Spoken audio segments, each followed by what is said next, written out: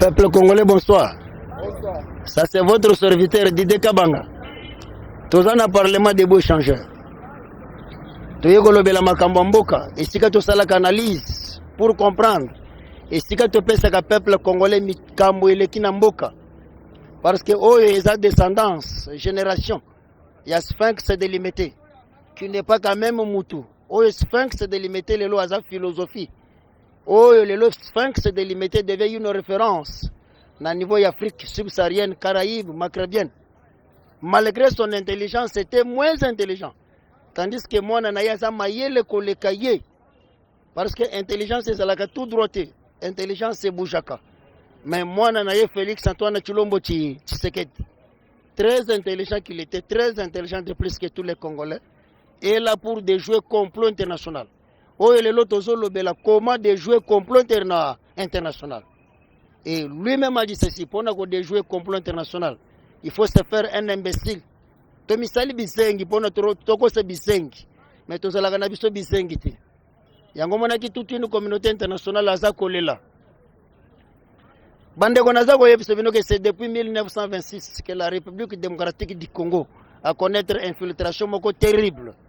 Avec un certain M. Tchengerero Uruguera, avec une femme, Yamugaragi et Mourega Julie Françoise, le deux femmes au Bakota na Congo en 1926.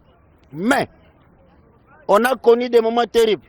En 1960, les Belges ont appelé les Katangais, les Kassaïens, les Ougandais, les Rwandais, les Burundais, Bakomi na Katanga, en exploitant la mine souterraine. Chose grave. L'air de ce comme en 63, le Belge bazo intoxiqué ba Katangais, ba Bengani, ba Kassaïens. Mais les Rwandais, les Burundais, ba Tikal. Provenance à Bakaboulou, Mwanakaboulou François, les soi-disant ministre de la sport. C'est le ministre qui maîtrisait que les événements. Na ba combo ya ba joueur. Mais administration sportive c'est zéro. Des conséquences, des complots internationaux les bandits. Même au complot international, il a utilisé M. Marshall, Mobutu Sese Seko Kukumbwendo Wazabanga, dont l'église catholique savait origine, provenance, il y a Mobutu. Tantôt centrafricaine, tantôt soudanais, tantôt équatorien. Vraie nationalité, Mobutu est banakité. Mais ce que moi je peux retenir chez Mobutu, Mobutu a tiré une unité nationale. Le seul souvenir. Mais, un faux papa. Parce qu'après lui, il y a la délige. Papa ni nako bota bane bele boy asali musale munene après elobika après moi kozala délige papa yandoki et cet homme là qu'est-ce qu'il a fait? Il a stigmé la civilisation, le civisme. Les mêmes années que Mobutu asali na pouvoir 32 ans, c'est les mêmes années que Mao Tse-tung asali na Chine. Dans la place Mao Tse-tung a tiki Chine, dans la place Mobutu a tiki Congo, a tiki le bisoka testament moko yibanda mbutikanda ndam. Après Tomoni Laurent Désiré Kabila, que son homme repose en désordre. Cet homme-là nous a mené à une vie très compliquée. Il nous a mené James Sakabarebe, nous a mené Général Hanga, nous a mené Kanyavira, il nous a mené Baza Rachidi Batoué Bele, que son homme repose encore 110 000 fois. Et chose grave, Laurent Désiré Kabila a tikala jamais qu'on l'accepte, c'est un vrai fils biologique, le véritable enfant d'Aïe. Il y a un moment où il y a un kokoso. Mais lorsque Bayeko sale coup d'état, Joseph Kabila Kabang, nous on l'applaudit comme citoyen congolais. Nous avons un destructeur. Et cet homme-là, lorsqu'il est venu, la première des choses, a Teki Congo na maboko abatu. Nazako yebsebino ke mboko yo pour des jeux complot international. Tobo mabato mayele nyo surtout ya République démocratique du Congo. To diriger la République naba ignorant. 2005, le Sphinx c'est une philosophie intense. Alors, Bibo, oyo eza constitution et eza acte de vente. Et pourtant, à l'époque, Mouzitou premier ministre. Aujourd'hui, Mouzitou a longue premier ministre. Après 11 ans à 12 ans, Mouzitou a solo que constitution eza mabe.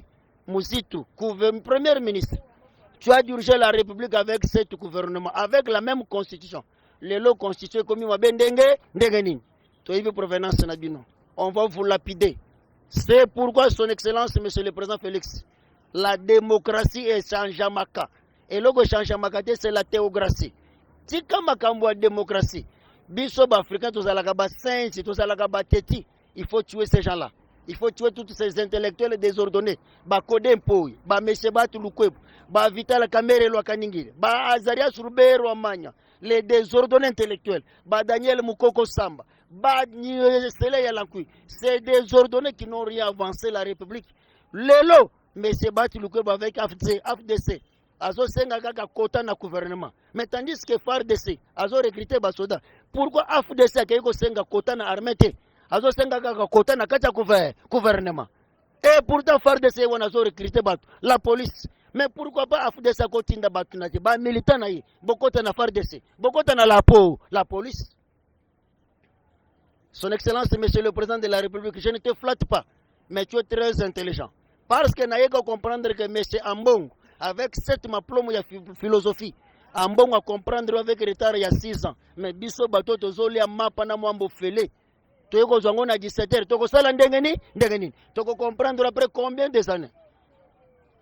Na yebi que vous avez un souci à Congo, mais vous êtes entouré par des fourbes, des tintins, des vautours. Changer son Excellence, Monsieur le Président de la République. Mais n'a pas besoin de rappeler que testament papa na yo atikela yo. Oh, tozo benga, oh, madame Bazaï balobi que je ne suis pas tshisekediste, mais j'ai la philosophie de Tshisekedi. Une femme différente comme Toto Bassignos. Papa na yo lobi que l'UDPS n'est pas pour les gardes, c'est pour les parlementaires de Debo. Na yebite soko zo lingo pousse biso musika, soko zo lingo pousse biso pembe. Mais je sais que tu es très intelligent. Nazako peso lisese. Mama abimina kwa zako sala mukate. Mutu aliboma ya chema boko na mikate. Mutu aliboma alizolinga ganga. Mama zolinga ganga. Mutu aliboma tali mama loke soki o gangi na yako somba mikate. Son Excellence, silence c'est l'équimingi. Silence c'est l'équimingi. L'IDPS c'est l'état d'esprit. Je sais que vous en avez bagarre makasi. Parce que dès que tu as accédé au pouvoir, au kuti mboga zana armete. Mboga zana armete. Au salaire fort comment réorganiser armée. Aujourd'hui, nous totalisons 800 000 hommes en uniforme. Et Dieu t'a fait grâce, t'a donné une intelligence et sagesse. Comment compliquer toute une communauté internationale. Aujourd'hui, au Tali, M. Anthony Blinken, tu lui as pointé du doigt. Mais je sais que Laurent Désiré Kabila a été tué.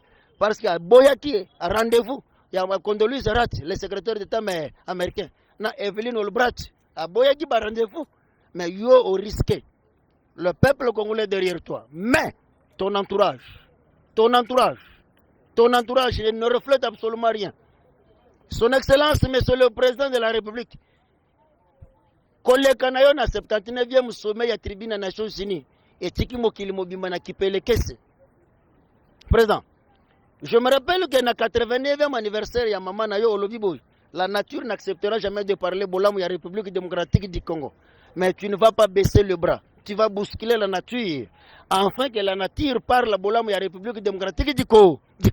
On l'a vu. Tu nous as jamais donné l'assurance que solution. Qui n'est à RDC? Et que vous n'êtes pas à Chine, et que vous n'êtes pas à Russie. Qui n'est à la République démocratique du Congo, et que vous n'êtes pas à peuple congolais, Yemoko. C'est pourquoi nous avons un certain M. Van Ouro, avec M. Ivan Boubalo, avec le professeur Kenya Mazrui. On a vu des choses graves. Tshisekedi vient de récupérer l'Est de la République démocratique du Congo. Vendu pendant plusieurs années. Son Excellence, tu es spécial. Tu es spécial. Na yebi que tata nyonso azalaka na discipline, azalaka na rigueur, azalaka na vision. Mais on a entouré par les vautours. Remarquez aujourd'hui, Sud-Ouest et la République démocratique du Congo. Nyamibo, Kimbiringi, Kubuvira, Tchengo, Kamituga, si voire même côté ya Baraka vers Minembo. Aujourd'hui, Son Excellence, Monsieur le Président de la République, avec les forces fournies. C'est pourquoi nous avons une philosophie à Tata Simon Kimbangu. Simon Kimbangu il faut tenir tous les deux pieds sur terre pour que vous ayez des jeux complots. La République démocratique du Congo entourée par 9 pays limitrophes. Mais tu es comme on a Moussala aux Akosal. Et ça Moussala Moko Kitok. Mokoz. Zala ne fongo mamis. Ozana Bandoki. Vous le savez que lorsque tu as qui brassage à 2006 à 2018, tu as officier supérieur au Rwandais. Côté télévision armée nandenge. Lelo tu as 14e région militaire, na 11e région militaire. une division ya ba rencontre ya batutu rwandais yango moni mutu moko boya kaja ke Pretoria elle alongwe Pretoria ke Cape Town alongwe Cape Town ke Paris et toutes les masolo basolo le président David Sassoul président du Parlement de l'Union européenne pour ne pas accorder la révision constitutionnelle. Oyo balobi ke article 217, article 57, article 4, article 69, article 7, 8 de la Constitution. Oyo Tshisekedi wa Mulumba phénomène alobi ke eza acte de vente. Mutu amayele mokote ya Congo tikala ko interpréter texte wana. Lelo classe ya ba intellectuel ya Congo bakomi ko loba ke vraiment Constitution wana eza acte de vente. Mokonzi changer. Ozana batute ozaga yomboko. Mais sans yo tozate. Et l'ike ya peuple congolais c'est pas na yo. République démocratique du Congo avec superficie. Ya sous-continent ozaga yomboko. Ceux qui t'ont raté yo tozana mususute. Mais je sais que les bons Dieu te protègent. Yango nazako yebisa peuple congolais nyuso ya kolanda émission oyo. Fongola miso à 10 mètres. Pourquoi qu'on fongola 10 miso à 10 mètres? Oyebi que le général Mustafa qui chargé des opérations qui quitte na arrêt 620 n'est pas notre frère. Aujourd'hui, nous apprenons une réalité sur le général Padiri, qui était le chef d'état-major général chargé des opérations. Mokozamboka, Oumela, Ozamayele, Lelo Salelibiso Wazalendo, avec le général Dominique Moulumba. Oh, et Lelo Tozana contrôle, entièreté, il y a contrôle, il y a Ruchur, Fatibe, béton. On ne savait pas qu'un jour on peut récupérer Rwindi, Sake, Rubaya, Kiwanja Cité, Kiwanja Ville, Kiwanja Camp. Mais on a récupéré toutes ces contrées-là. Mon président Oumela. Et je ne savais pas qu'aujourd'hui la République démocratique du Congo, à cause de serveur central. Aujourd'hui, tous les fichiers administratifs, il y a Congo, ils sont contrôlés. Très intelligent. Et j'applaudis votre philosophie. Nayebi ke ba Congolais tellement que nzale longo na libumwe comment na mutu ba ko comprendre ote. Mais ils vont te comprendre avec un grand retard. Mais lorsque ba ko comprendre avec un grand retard, ba ko yeba que vraiment to laki na mutu. Na sepeli kaka na philosophie lobi que je ne ferai jamais des erreurs comme Zelensky et tu ne feras jamais des erreurs comme Sédar Senghor. Tandis que Sédar Senghor était le premier gouverneur noir où il a dirigé l'une des villes de France. Mais Sédar Senghor n'a jamais développé Sénégal. Et si aujourd'hui nous parlons français, la locomotive, c'est M. Sédar Senghor. Mais Sédar Senghor, en démissionnant vers Sénégal, a quelque innové, bibliothèque française, au lieu de faire valoriser la culture africaine, il y a quelque développé culture européenne. Son Excellence, je ne te flatte pas. Le peuple congolais en entièreté, surtout le parlementaire debout, Baza derrière eux, le Fongolemis. Complot international. Comment on peut déjouer complot international? Pour déjouer Bisengi. Le temps est trop lent lorsqu'on attend le temps. Mais le temps est bien rapide lorsqu'on plaît que Torzan en retard. On a compris que Torzan en retard. Mais le temps est trop vite. Son Excellence, réfléchissez. Réfléchissez. En 2011, Tshisekedi le père a amplifié l'UDPS sur le terrain. Mais aujourd'hui, tellement que Bakomi Komanyola, Bankayas, nous sommes incapables d'amplifier l'UDPS. Aujourd'hui, l'UDPS c'est comme qui parti pris. Lorsque Tozo Kende Naba marche, tu n'as qu'à un niveau d'études. Mais aujourd'hui, Tozo Kende, pour que l'UDPS a eu kato, pour que le parlementaire de Boubame soit allé, pas ya pas, mais pour que niveau d'études des années. Mais mon conseil Mboka, ce qui te commune à Sentinelle, ba Wissé, na Transco, ba Wissé, na DGI, où est le mal? Tu as vu que les combattants batangate, mais les combattants ont étudié. Il y a des combattants qui ont une cursus très large. Son Excellence, ce n'est que juste pour vous interpeller et vous rappeler que Mokozoza Tata Yabane Ebele, surtout les combattants de l'UDPS, ils ont sacrifié leur vie. Je ne cesserai jamais de citer le nom de Serge Lukusa. Ba prophète que j'ai dit ça. Et Serge Lukusa, le moi si nabana bazola la libanda. Son Excellence, Monsieur le Président de la République. La République n'existait pas. Tu t'es bâti. Au Lélo Hôtel Émissaire République. Mais il ne faut pas oublier partout l'UDPS. Il ne faut pas oublier partout l'UDPS. Au Sali Moussala Malam, Lélo, nous sommes respectés. Mais Nagozouang Sona Malobana, on a premier mandat. Au prétaka serment sur les 3 paliers que les Congolais allaient respecter. Congolais yeba kazarush. Congolo ali akabe même bomengo naye.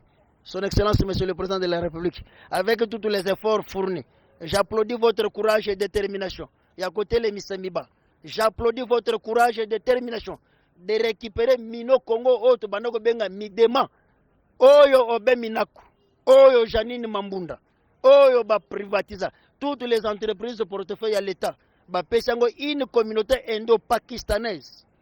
Son Excellence, Monsieur le Président de la République, c'est juste vous encourager et une détermination. Moyen de ça les logos mususu za dépose les aïe belé na mutu. Mais votre courage, comme papa n'a eu à testament, une fois il dépêche au pouvoir dans 10 ans, la République démocratique du Congo sera comptée parmi les grandes nations. Tout mon détermination. Détermination. Son Excellence, Monsieur le Président de la République, les combattants de l'UDPS sont marginalisés. Les combattants de l'UDPS sont torpillés, tergiversés. Les combattants de l'UDPS ne se retrouvent pas. Mais on ne te le sera jamais. On sera toujours derrière toi. On va te soutenir. Parce que tu es le dernier rempart de la République démocratique du Congo. Tu es le seul et tu es la seule solution de la République démocratique du Congo. Tu comprends qui place à Bagareza. Tu comprends qui place à Bitumbe Outaki. C'est pourquoi on ne te laissera jamais. On sera toujours derrière toi. Son Excellence, Monsieur le Président de la République, Nazana Esengo Makasi. Parce que Omibeta Thorax en disant ceci. Nakomiye Beke Naza président ya Congo. Ceux qui n'ont récupéré Est de la République démocratique du Congo. Aujourd'hui, Ruchur, Uvira, Kanyabayongi, Mbwisa, Nyamingabo, Kimbiringi, et ça sous contrôle ya Wazalendo. Avec le général Mulumba, que je félicite, le patron ya Wazalendo. Son Excellence, Monsieur le Président de la République, avec votre détermination, le peuple congolais, baza derrière vous. Nayebi ke kindoke zambinki, banchoro baza ebeli. Ezana batu mususu na Congo toko lâcheté, mais je refuse de citer leur nom. Mais mokonzi mboka sa yebi ba kombo na bango. Dans des années 70, 71, 72, Monsieur Azaria Surubero ayeko senga demande d'asile na niveau ya Katanga. Mais je me suis posé tant de questions. Par quel mécanisme de faisabilité, M. Azaria Surubero a comme premier vice-président, a comme vice-président dans la République démocratique du Congo et a comme ministre de la décentralisation. Vous voyez que mokonzi na likanisi moko changement de mentalité. Changement de mentalité, bateau baza makasi pona ko vili ko peste ko panza sango. Il y a changement de mentalité. Baza ba combattant ya UDPS. Mais bazui option, bazui likanisi ya mokonzi ya mboka, ya changement de mentalité. Ba pesango ba paya, bato ba yebe lokote. Ezande moko na mama vice ministre de l'Intérieur. Fongola miso à 10 mètres. Maman to beti ba porte pas na yo maintes fois. On a écrit chez toi. On vous a écrit des documents. Mais maman oya teka kama pachaka bela chela ka batu mwambo fele. Ayebi fongola miso à 10 mètres. Rezo la kisane nini. Pourquoi au poussi ba combattant ya UDPS ba kolo vision fongola miso à 10 mètres musika pona nini mikanda na biso za na cabinet na yo mama vice ministre de l'Intérieur bato bako panza sangwana malamu ce sont les parlementaires debout ba panzi sango ya solo bango nde bazana makasi ya koyebisa ke boyete contrôler tozana 11 frontières entourées par 9 pays limitrophes. Lelo Israël Gaza bazo bunda pourquoi?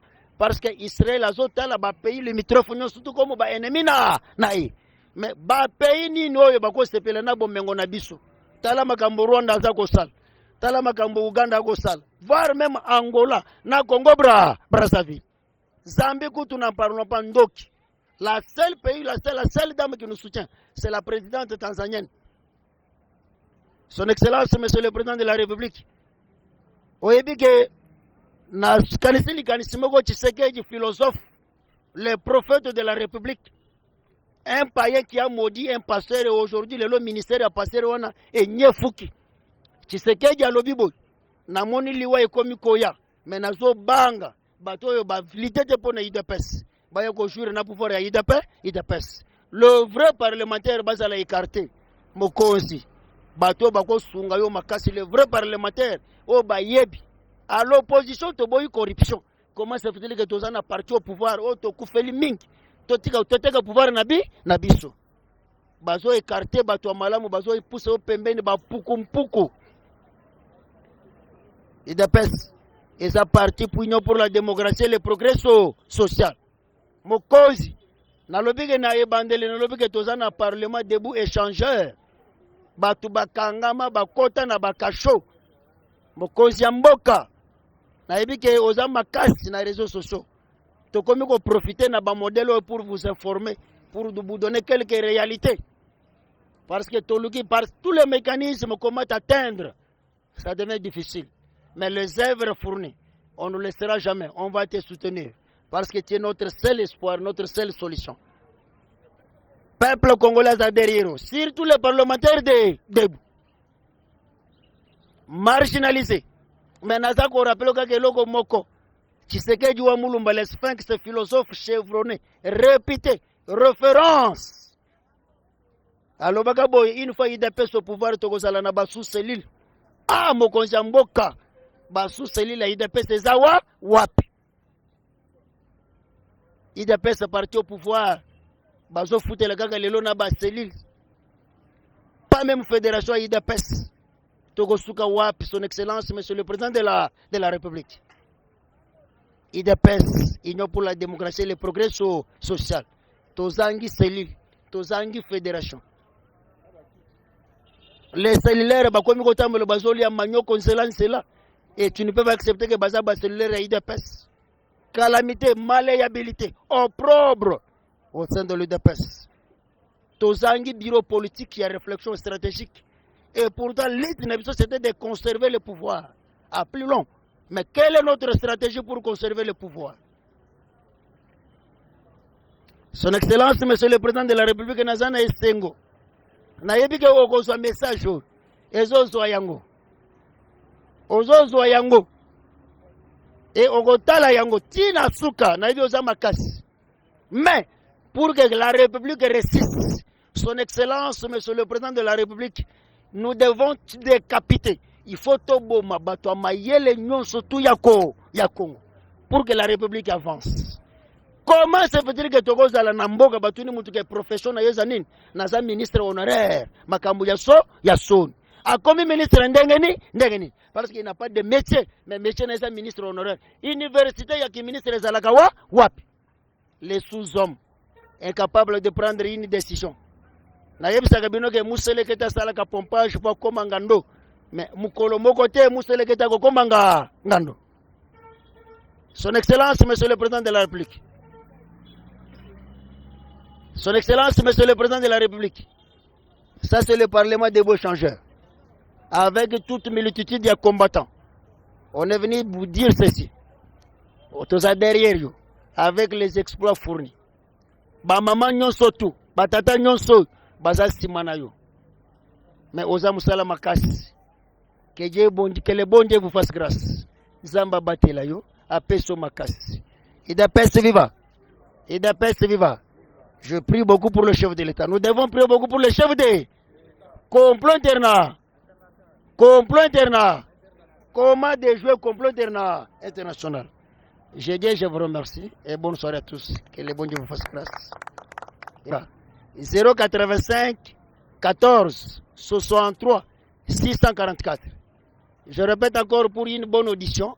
085 14 63 644. Chaque mercredi, Bolandanga sur RTNC. Avec Dieudonné Yangumba. Avec une émission spéciale Congo, mon pays. Mon pays. Parce que sans Congo, on va réussir comme sous T. Que Dieu vous bénisse.